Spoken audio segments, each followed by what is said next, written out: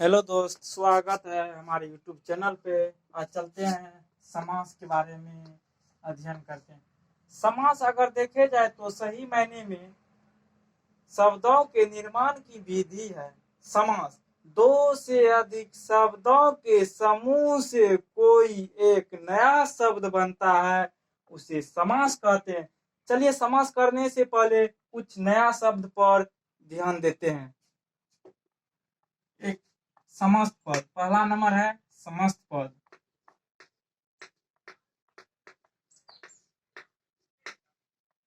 दूसरा है पूर्व पद और तीसरा है उत्तर पद।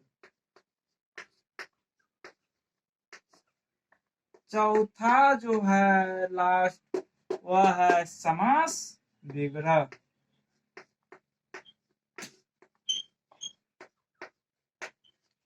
चलिए चलते हैं। समस्त पद किसे कहते हैं और पूर्व पद किसे कहते हैं, उत्तर पद किसे कहते हैं और समास विग्रह किसे कहते हैं। समास विधि से बना समास विधि से बना नया शब्द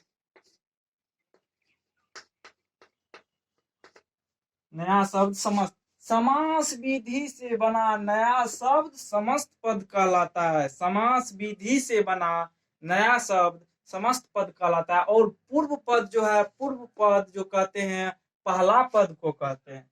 पूर्व पद जो कहते हैं पहला पद को कहते हैं। और उत्तर पद जो हुआ, उत्तर पद कहते हैं दूसरा पद को।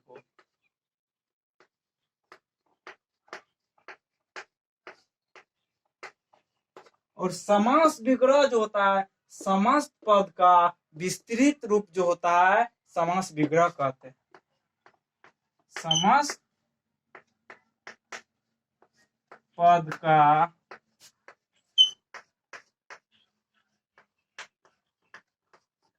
विस्तृत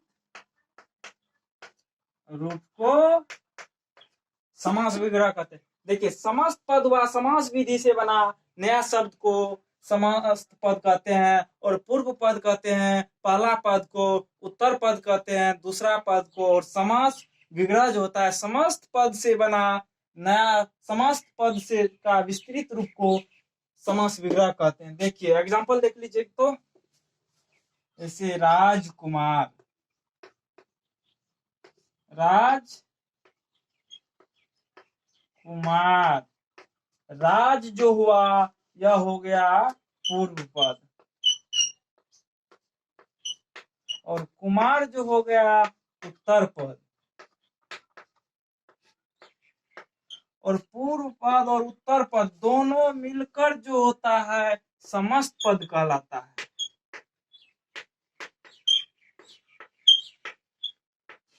और समस्त पद का जो विस्तृत रूप होता है समास विग्रह कहलाता है। जैसे राजा का कुमार,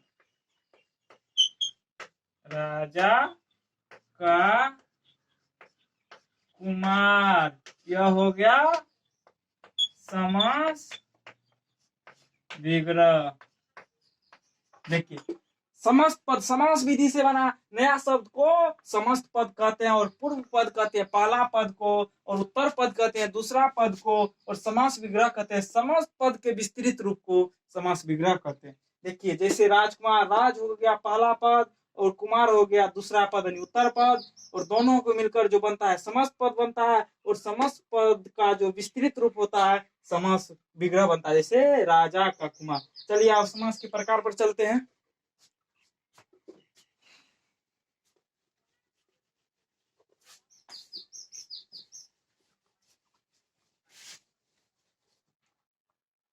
समास जो होता है 6 प्रकार के होते हैं। और कौन कौन होते हैं सो देख लेते हैं। अवयवी भाव समास, अवयवी भाव समास। और दूसरा जो होता है द्वंद्व समास, और तीसरा जो होता है बहुव्रीहि समास, और चौथा जो होता है तत्पुरुष समास।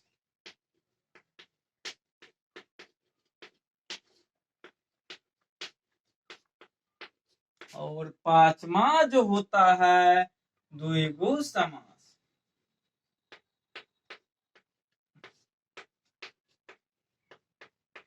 और लास्ट जो होता है छठा, वो होता है कर्मधारय समास।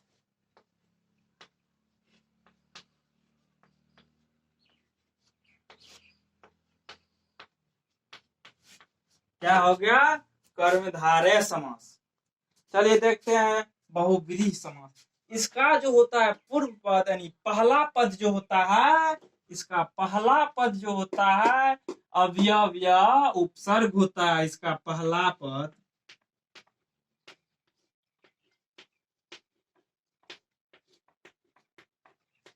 कोई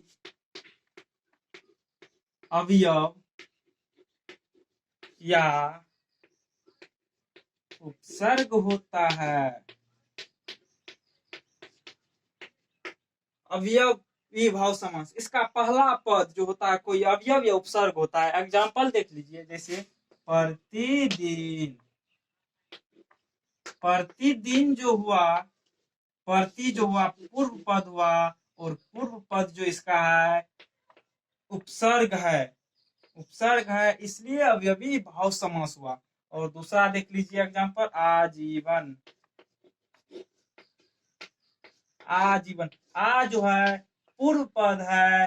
पूर्व पद जो है अवयवी भाव समास का जो उपसर्ग है या अवयव है, इसलिए इसका मतलब होता है अवयवी भाव समास। चलिए अब द्वंद्व समास देखिए, वेरी सिंपल, बहुत ही आसान होता है। द्वंद्व का मतलब होता है झगड़ा। द्वंद्व का मतलब क्या होता है? झगड़ा या विलोम या एक दूसरे में मेल। द्वंद्व का मतलब होता है झगड़ा या विलोम या पूरक। आजकल के विद्यार्थी बहुत ही अजीब ट्रिक से याद करते हैं। जिसके बीच में योजक चिन्ह लगा हो उसे द्वंद्व समास कहते हैं, लेकिन ऐसा नहीं होता है। चलिए देखिए, जैसे माता पिता, दिन रात, लाभ हानि, हवा पानी, इन सभी के बीच में योजक चिन्ह है, इसलिए द्वंद्व समास बोलता है। लेकिन नहीं, आप लोग के एग्जाम में पूछे गए हैं, बताइए देवासुर क्या है? बताइए देवासुर क्या है? इसमें कहाँ है योजक चिन्ह? तब पे भी यह द्वंद्व समास है।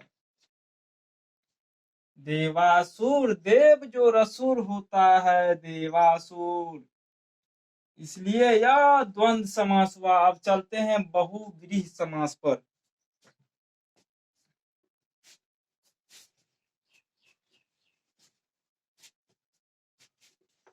बहुव्रीहि समास का जो होता है दोनों ही पद गौण होता है, लेकिन दोनों ही पद गौण होता है, और दोनों ही पद मिलकर किसी अन्य पद को प्रधान बनाता है, इसलिए बहुव्रीहि समास कहते हैं। इसका पूर्व पद और उत्तर पद दोनों ही गौण होता है, लेकिन किसी दोनों ही पद मिलकर किसी अन्य को प्रधान बनाता है, इसीलिए बहुव्रीहि समास कहा जाता है। जैसे घनश्याम, घनश्याम, घन के समान जो होता है अर्थात कृष्ण। घन इसका पूर्व पद और उत्तर पद दोनों ही गौण है, लेकिन तीसरा पद कृष्ण जो है यह प्रधान हो गया, इसीलिए बहुव्रीहि समास कहा जाता है। और देखिए तत्पुरुष समास। तत्पुरुष समास जो है इसका पूर्व पद गौण और उत्तर पद जो होता है प्रधान होता है। इसका पूर्व पद गौण और उत्तर पद प्रधान होता है, इसीलिए तत्पुरुष समास कहा जाता है। जैसे एग्जाम्पल में देख लीजिए, युद्ध क्षेत्र। युद्ध क्षेत्र, आप जब युद्ध करते हैं आपको लोग नजर आते हैं कि युद्ध करते समय मैदान नजर आते हैं, इसीलिए इसका पूर्व पद जो होता है गौण और प्रथम पद जो होता है प्रधान होता है। आप युद्ध करते हैं आपको मैदान नजर आता है, तो मैदान हुआ क्षेत्र, क्षेत्र जो हुआ प्रधान हुआ उत्तर पद, इसीलिए पुरुष समास से एक और एग्जांपल देखिए, राजकुमार। राजकुमार, आप जो राजकुमार बोले आपको राजा नजर आता है कि राजा का पुत्र नजर आता है। यह हो गया पूर्व पद, यह हो गया उत्तर पद। इसका पूर्व पद जो होता है गौण है, इसका उत्तर पद जो होता है प्रधान है। आप जो राजकुमार बोले तो आपको राजा नजर आता है या राजा का पुत्र नजर होता है, इसलिए यह प्रधान हो गया, तो पुरुष समास कहलाता है। देखिए अब द्विगु समास।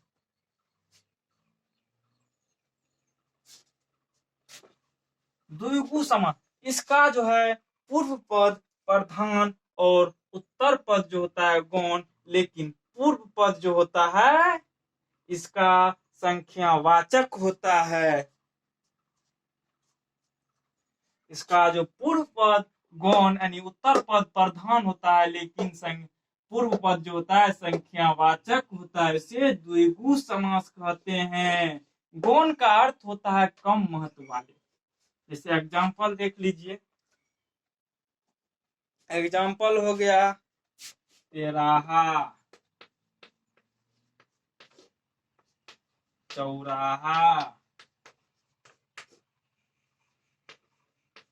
दशानन। क्या 10, 4 और 3, इसमें पूर्व पद जो है संख्यावाचक है, इसलिए द्विगु समास हो गया। चलिए देखिए लास्ट जो होता है आपका कर्मधारय समास। कर्मधारय समास जो होता है उसे क्या कहते हैं, कर्मधारय समास। इसका भी जो होता है पूर्व पद गौण और उत्तर पद जो होता है प्रधान होता है, साथ ही साथ इसमें विशेष या विशेषण जो होता है और उपमेय या उपमान का संबंध होता है, इसे इसे कर्मधारय समास कहते हैं। जैसे देख लीजिए, घनश्याम। घनश्याम, घन के समान जो श्याम आता है उसे घनश्याम कहते हैं। यहाँ पर जो हुआ उपमेय और उपमान का संबंध होता है, इसलिए कर्मधारय समास कहते हैं। समास जो है यहीं पे समाप्त किया जा रहा है और अगला वीडियो के लिए इंतजार कीजिए।